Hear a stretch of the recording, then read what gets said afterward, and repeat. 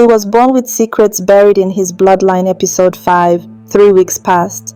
But Adaeze noticed something different. People began calling her in the middle of the night.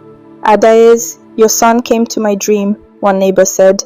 He told me not to travel on Thursday. I obeyed. The bus I was supposed to enter had an accident. Everyone died. Another one called. He told me to pray for my daughter. I did. She was almost kidnapped that same day. One by one, people came to her house kneeling to thank Chiziterem. But Adaeze wasn't at peace because her own dreams had stopped. For the first time in her life, her nights were empty. Even when she fasted and prayed, nothing. One night, she cried alone in the living room. God, why is my own son becoming a stranger to me? Suddenly, a breeze passed through the room, though all the windows were shut. Chiziterem walked in, rubbing his eyes. Mommy, don't cry. I'm still here. Adaeze wiped her tears. But you speak to everyone. Visit their dreams. What about me? I carried you for 9 months. Why am I left out? He touched her cheek gently. Because you're the anchor. Anchors don't fly. They hold the ship steady. She blinked. Who told you that?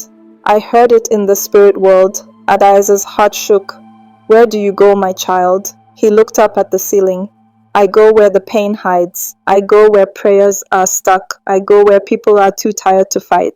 By now, the church was full every Sunday. People only came because of the child. Pastor Elisha tried to focus the people back on God, but their eyes were on Chiziterem. Then one Sunday during service, Chiziterem stood up and walked to the altar without being called. He picked up the microphone. Everyone froze. Even Pastor Elisha stepped back. Then Chiziterem said clearly, there is a snake in this church. A man in a white robe. His hands are red with blood. He smiles with people but sacrifices souls in the night. Gasps filled the room. A few people started crying. One man ran out. Chiziterem continued, repent before fire locates you. He dropped the mic and walked back to his seat. Silence filled the church. Then one of the ushers screamed and fainted. Later, they discovered that the usher's husband was a ritualist who used people from the church for power, and she had been helping him. Pastor Elisha called it a divine cleansing. But after that Sunday, not everyone was happy. Some religious leaders became jealous. They accused the family of using dark powers to control people.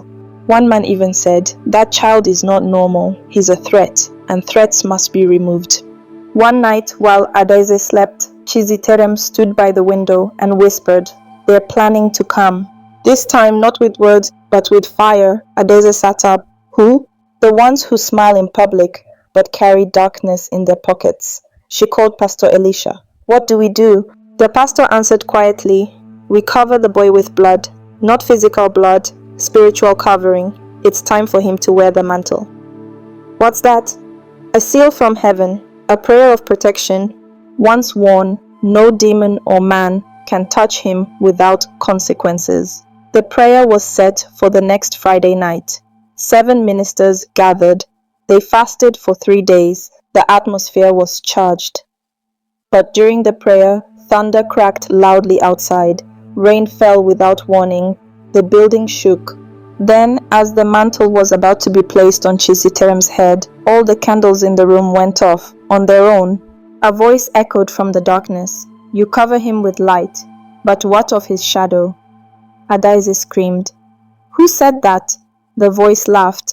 He came as 2, but one was left behind, forgotten, hungry. He's still watching. Suddenly the lights returned. And on the wall behind them, written in ashes, were 5 words. The other is not gone. Who is the other? The twin that was sacrificed? Can a child carry both light and shadow and still remain good? Are people prepared for the full truth about Chiziterem's destiny? Comment below. If you knew your child was carrying a mystery that could affect nations, what would you do? Protect him or hide him from the world? Stay tuned for episode 6.